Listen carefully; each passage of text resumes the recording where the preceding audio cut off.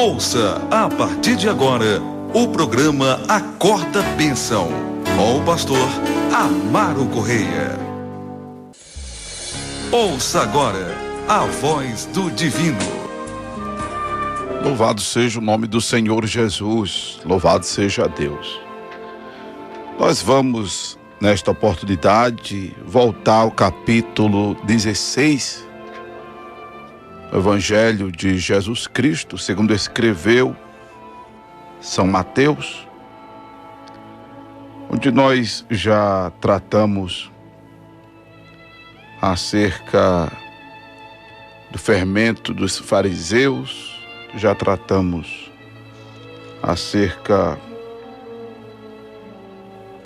do começo, do capítulo 16, quando os saduceus, fariseus pediram sinal do céu, pediram sinal ao Senhor Jesus, onde vimos a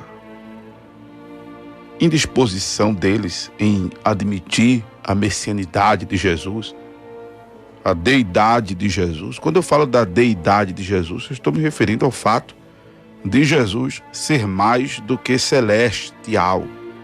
Ser celestial é que veio do céu.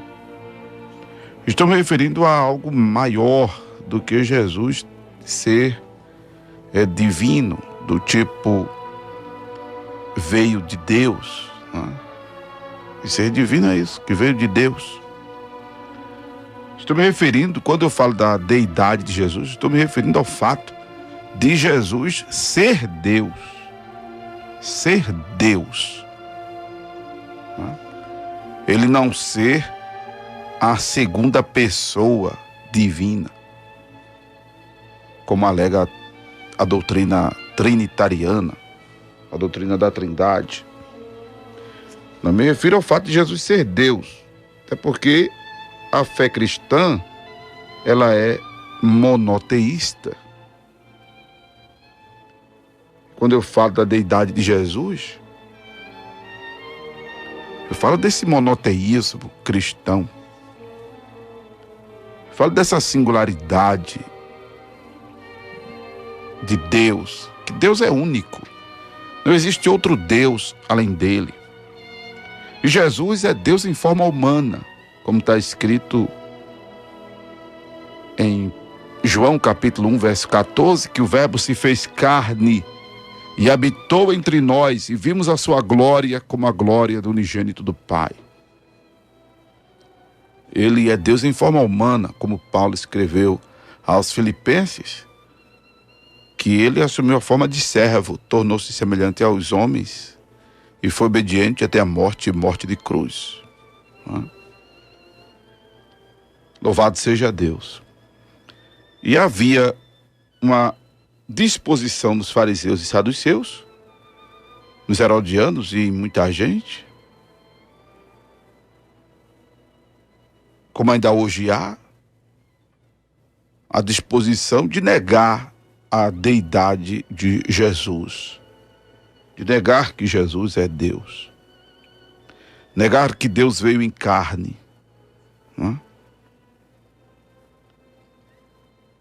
E aí pediram sinal a Jesus do céu, que ele disse que não seria dado outro sinal, senão o sinal de Jonas. E aí falamos da ressurreição de Jesus, que torna substancial a nossa fé, como mostramos em 1 Coríntios, capítulo 15. Louvado seja Deus. Tratamos também nesse capítulo 16 a advertência de Jesus sobre o cuidado do fermento dos fariseus e dos saduceus, que refere-se à doutrina dos mesmos.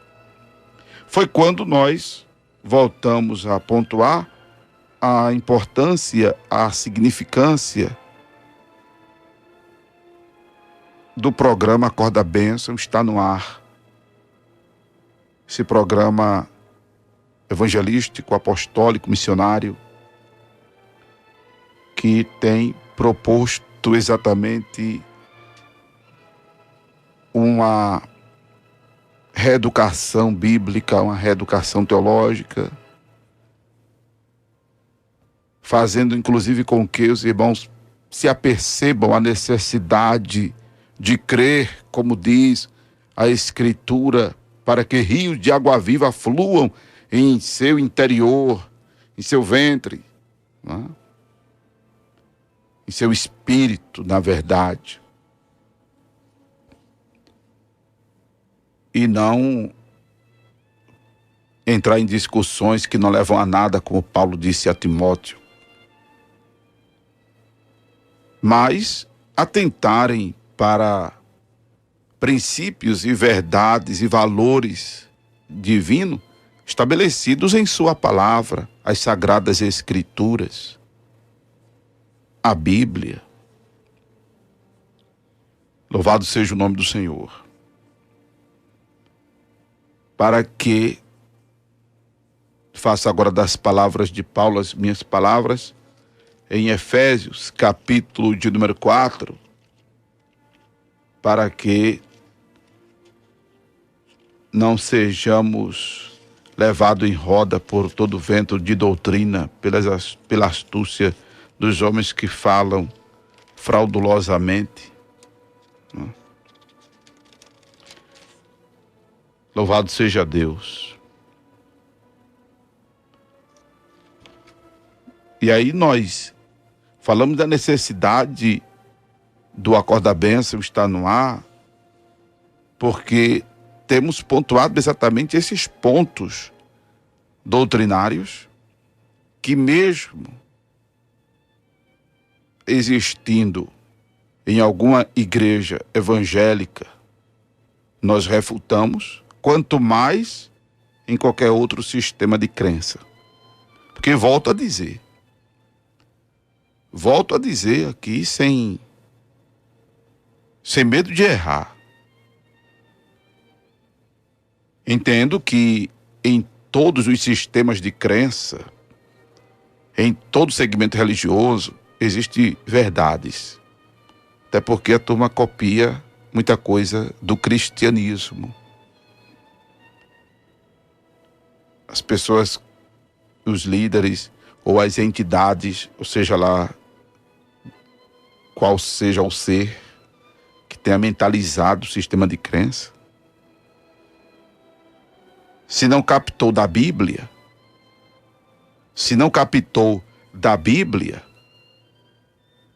não é? Pegou pela captação, eu vou usar aqui uma expressão que talvez você até me interprete mal, mas teve uma captação cósmica.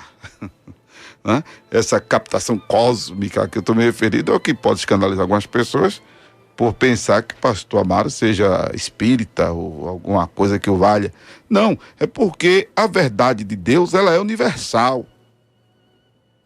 A verdade de Deus, ela é universal. E eu quero, quando eu me refiro a essa captação cósmica, né? Eu estou me lembrando agora do que está escrito em Romanos, capítulo 1, que nenhum ser é inexcusável, porque o que se sabe de Deus se manifesta no homem. O que se sabe de Deus se manifesta no homem. O que se pode conhecer se manifesta no homem, porque Deus lhe o manifestou. Romanos capítulo 1, versículo 19, é quando não existe verdadeiramente ninguém ateu. Existem pessoas que negam, como os fariseus e saduceus, herodianos e tantos outros grupos da época, negavam a messianidade, a deidade de Jesus. Pessoas que optam por negar, né? E a verdade de Deus, ela é transcendental. A verdade de Deus, ela é cósmica. A verdade de Deus, ela é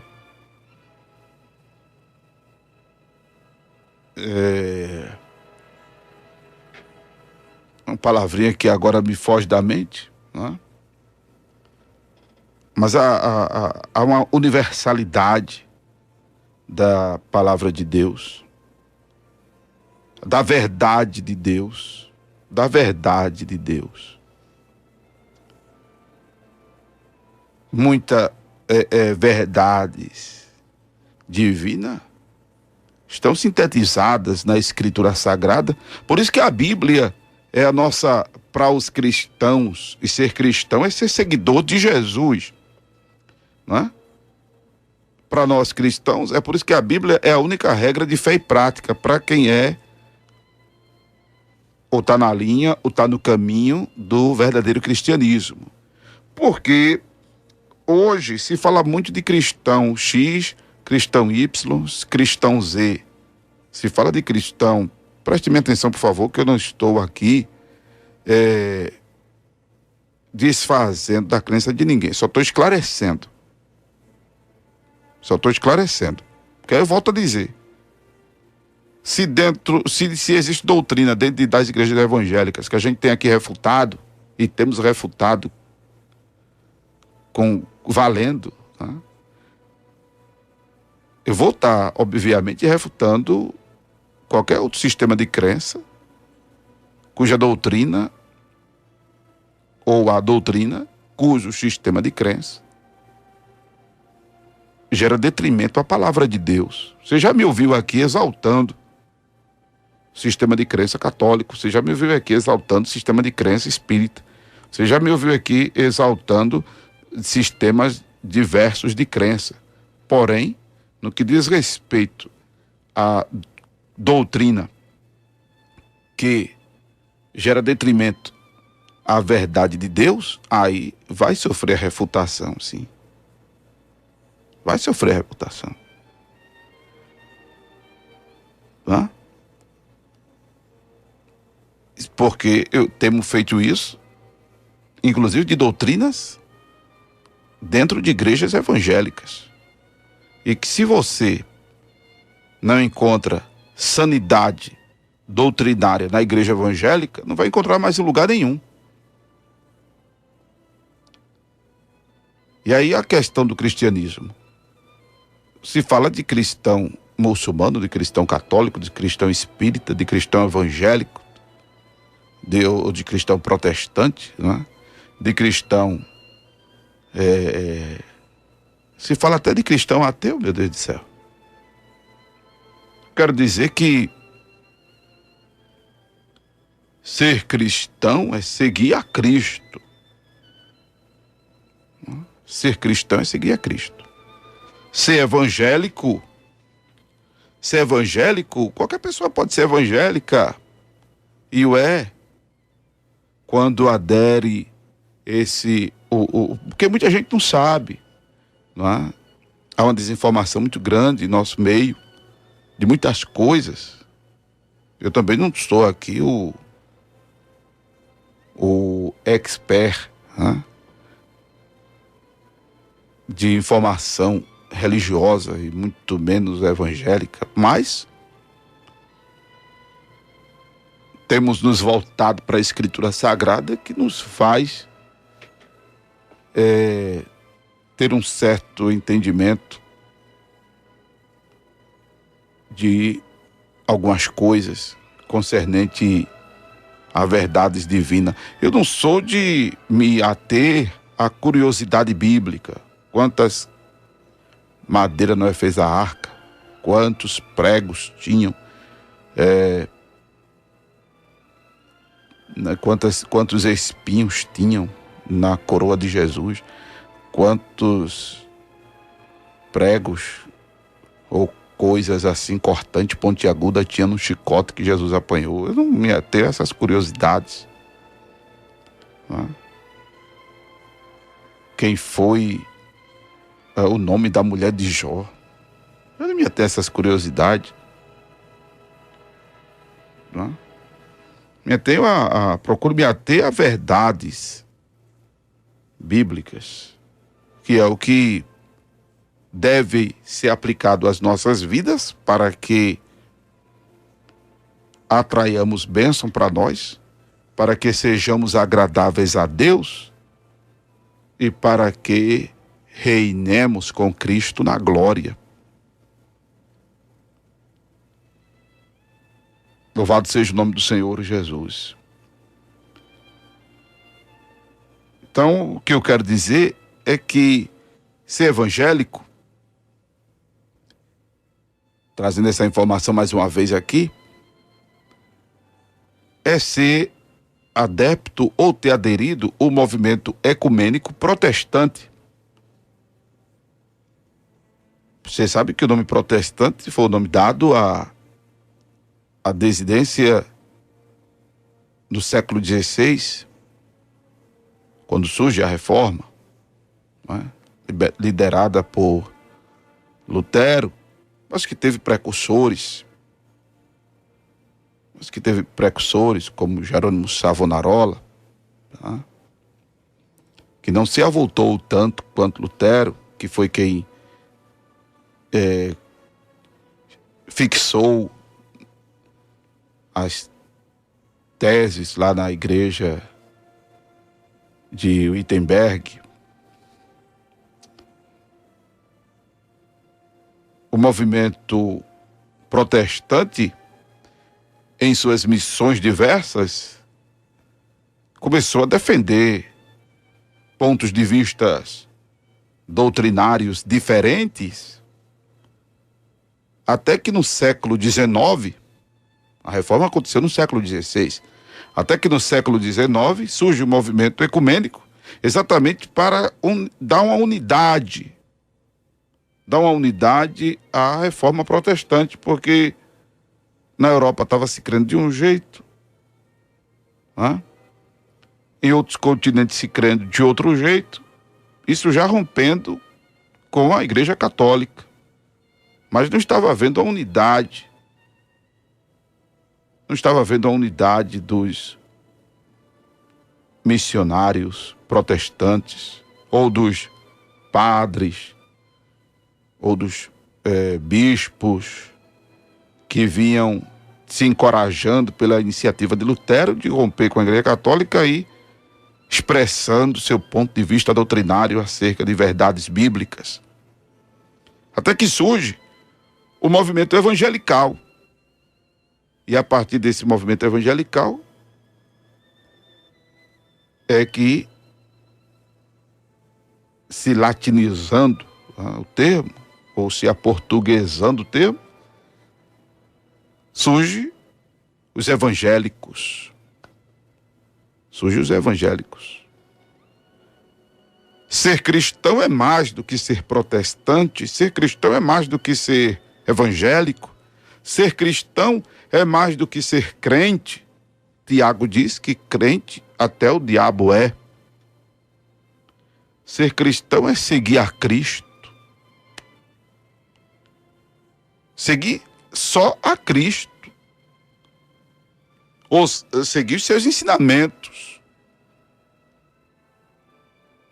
Por isso que Jesus advertiu os discípulos a se acautelarem do fermento dos fariseus e saduceus, para que eles não enveredassem pelos ensinos deles.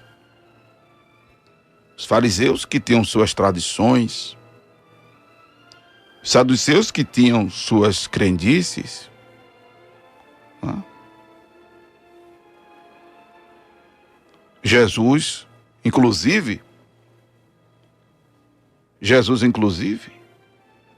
tinha os seus discípulos, seus aprendizes. Ser discípulo é ser aprendiz. E foram os discípulos de Jesus que, quando chegaram em Antioquia, foram chamados de cristãos, né? Inclusive pela primeira vez, porque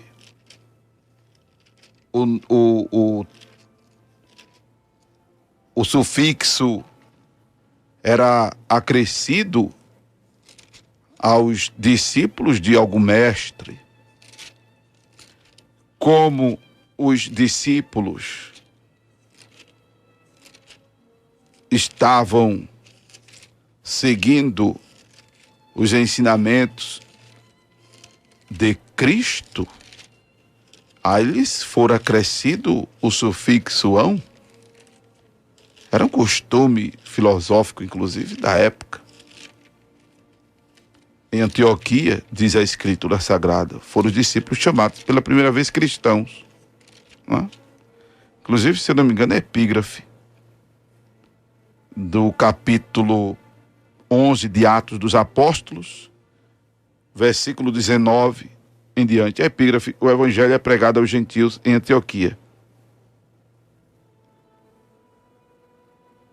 Louvado seja Deus.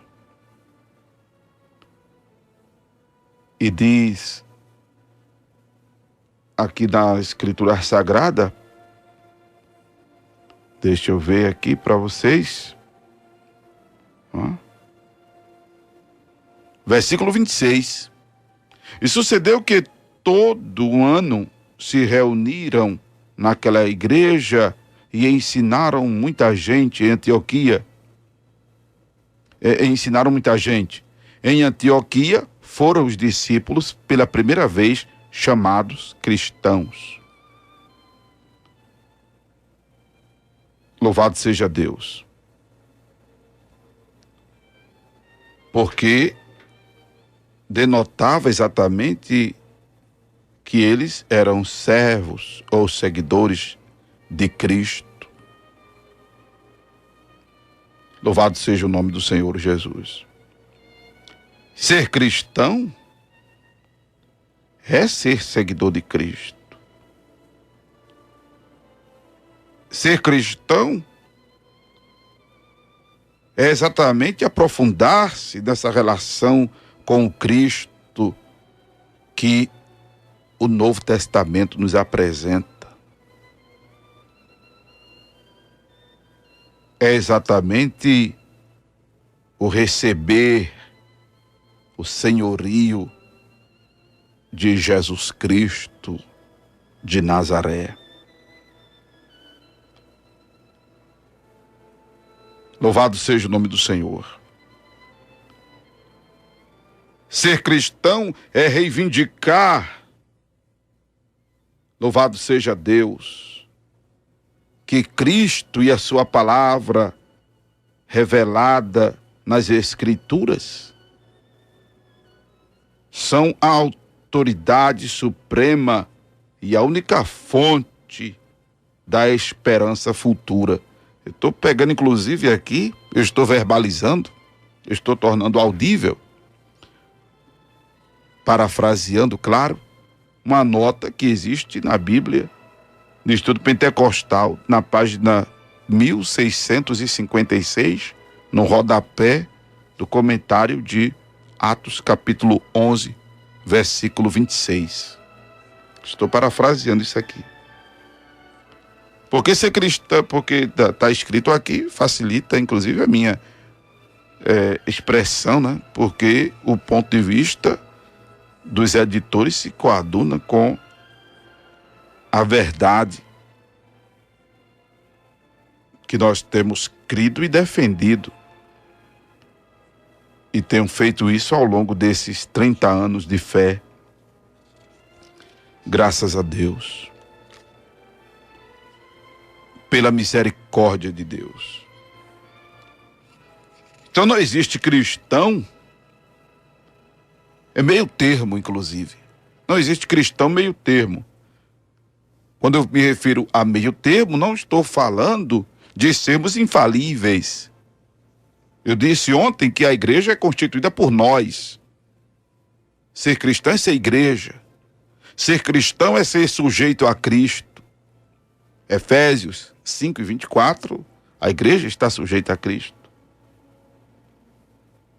E as portas do inferno não prevalecem sobre nós, não por sermos infalíveis, mas exatamente por estarmos unidos a Cristo, por estarmos seguindo a Cristo, por estarmos abrigados em seu esconderijo, por estarmos à sombra do Onipotente, por darmos vez e voz à sua palavra em nossas vidas, pela palavra ter proeminência em nossas vidas, pela palavra ser autoridade suprema e única fonte de regra e fé e esperança futura em nosso viver. Isso é ser cristão. Louvado seja Deus. Isso não significa estar isento de problemas.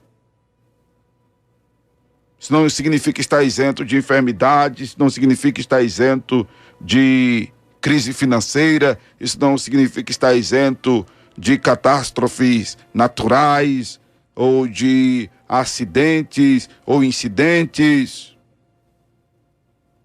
Mas significa que em meio a tudo isso, Cristo e a sua palavra ser a autoridade suprema e única fonte de regra e fé e prática, esperança futura em nossas vidas. Pelo que nos faz, como cristãos verdadeiros, defendermos as verdades de Deus com unhas e dentes.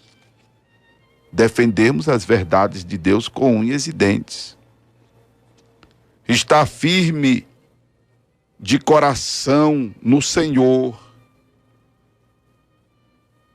Estar firme de coração no Senhor.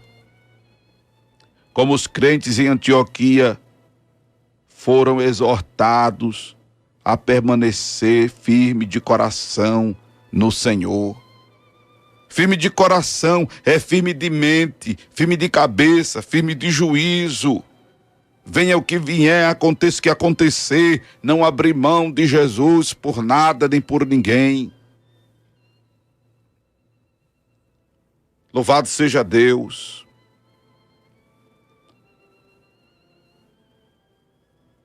É procurar ser cheio do Espírito Santo. É procurar ser cheio de fé. E a fé vem pelo ouvir e ouvir a palavra do Senhor. Mas essa colocação aqui em Atos capítulo 11, versículo 23, de firmeza de coração, permanecer no Senhor, é o que faz com que muitos tenham sido queimados vivos,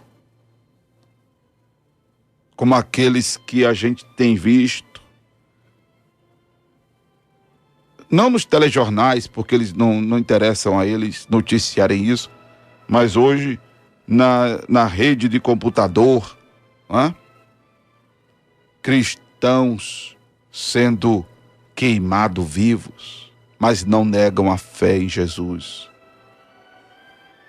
Pessoas se convertendo do islamismo ao cristianismo, sendo mortos, mas não voltam atrás.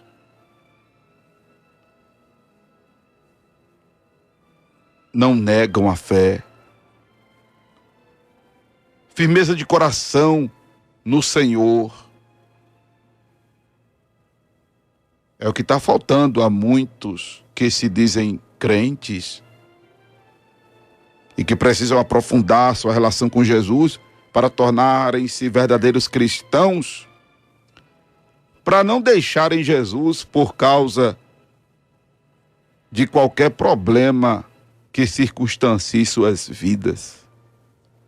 Não abrir mão de Jesus por um desemprego, não abrir mão de Jesus por causa de carnaval, por causa de bebida, por causa das coisas que o mundo oferece, dos prazeres da carne. Ser cristão é procurar se firmar em Jesus, para que venha o que vier, aconteça o que acontecer, você está aos pés dele, conscientes de que não há problema que ele não resolva, não há enfermidade que ele não cure, não há necessidade que ele não supra, não há pecado que ele não perdoe, não há problema que ele não resolva. Louvado seja o nome de Jesus. É ficar ali, mesmo que as coisas não estejam funcionando como quer, como gostaria, ou até como ore, ou até como ora. Mas dizer, Senhor, eu não abro mão de ti, não. Eu não abro mão de ti não, Senhor. E obviamente procurar estar fazendo a vontade dele, a vontade de Jesus. Porque deixa eu dizer uma coisa aqui a você. Deus ouve as nossas orações. Eu sei do que eu estou falando. Deus escuta as orações. E eu digo assim, que Deus escuta no sentido dele responder. Deus responde as nossas orações. Foi por isso que Jesus disse, Mateus capítulo 16, versículo 24. Se alguém quiser vir após mim, renuncie-se a si mesmo, tome a sua cruz e siga-me. Porque aquele que quiser salvar a sua vida, perdê-la-á. E quem perder a sua vida por amor de mim, achá-la-á. Pois que aproveita o homem ganhar o mundo inteiro e perder a sua alma, ou que dará o homem em recompensa a sua alma. Porque o Filho do Homem virá na glória de seu Pai com os seus anjos, e então dará a cada um segundo as suas obras. Louvado seja Deus. Louvado seja o nome de Jesus. Negar-se a si mesmo, renunciar-se a si mesmo, não é? É exatamente isso que eu acabei de dizer. É você não abrir mão de Jesus. É estar aplicado à vontade dele, aos ideais dele, ao querer dele, aos princípios que ele estabeleceu, às verdades que ele comunicou, aos valores que ele estabeleceu para as nossas vidas. Negar-se ou renunciar-se a si mesmo, depende da tradução que você tem em sua Bíblia, é isso. É você ter Jesus como autoridade suprema. É você ter a palavra, os ensinamentos dele como autoridade suprema. Isso é ser cristão, irmão. E não ensinamento de fulano, de beltrano, de ciclano.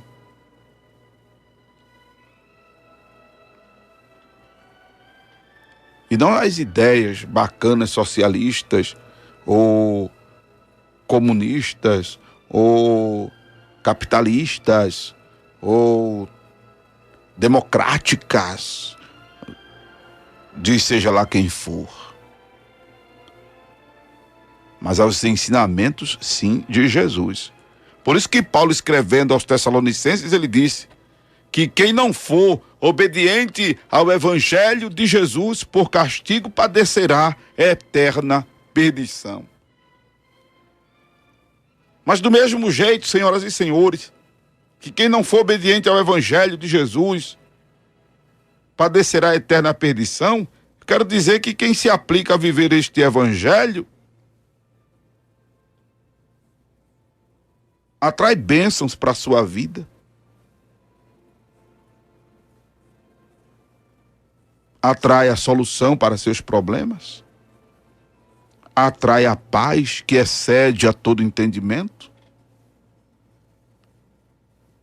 bem como cria-se uma imunidade espiritual de condenação e do prevalecimento de Satanás, do diabo na vida da pessoa. Os problemas vêm, a gente vivencia eles, aí volto a dizer, por imprudência nossa, por falta de vigilância nossa, pelo tipo de semente que plantamos, pela nossa carnalidade, pelo nosso materialismo, pela nossa falta de aplicação e por estarmos ainda nesse estado corruptível. Estarmos neste corpo pecaminoso. Jesus, inclusive, adverte os discípulos disso. No mundo tereis aflições. No mundo tereis aflições. Ser cristão não faz estarmos isentos de situações conflitantes. Mas uma vez que estivermos apegados a Jesus, olhando para Ele, procurando fazer a sua vontade, procurando agradá-lo, pode ter certeza. Ele peleja a nossa peleja, Ele minimiza a nossa dor, Ele minimiza o nosso sofrimento, Ele amortece muita coisa que vem para nos derrubar mesmo, nos destruir mesmo. Porque se não fosse a presença de Jesus, já teríamos sido engolidos vivos. Ah, se não fosse o Senhor, adiga Israel e todos os cristãos de hoje. Ah, se não fosse o Senhor, eu não estaria aqui. Imagino que você também não estaria aí, se não fosse Jesus presente. Aleluia. E ser cristão é isso. Ser cristão é isso. E quando eu estava dizendo que não existe cristão meio termo, volto a lembrar, não estava falando de infalibilidade nossa. Quando eu me refiro a não existe cristão meio termo, eu quero dizer que não existe cristão muçulmano, espírita, católico, cristão Sheitchonoye, ou é cristão ou não é cristão. Ou segue só a Jesus, e se segue a Jesus e mais fulano de tal, já não é mais cristão. Já não é mais cristão. Porque não pode se servir a dois senhores. O próprio Jesus ensinou isso. Ou há de agradar um e aborrecer outro, ou aborrecer outro e agradar um. Louvado seja Deus. Louvado seja Deus. Amém, amados? Então, procuremos firmar-nos nesses princípios deixados por Jesus, para que sejamos verdadeiramente cristãos, né? Independente de qual for a circunstância que venha afetar nossas vidas. Louvado seja o nome de Jesus. Louvado seja o nome de Jesus. Você acabou de ouvir o programa Acorda Bênção, com o pastor Amaro Correia.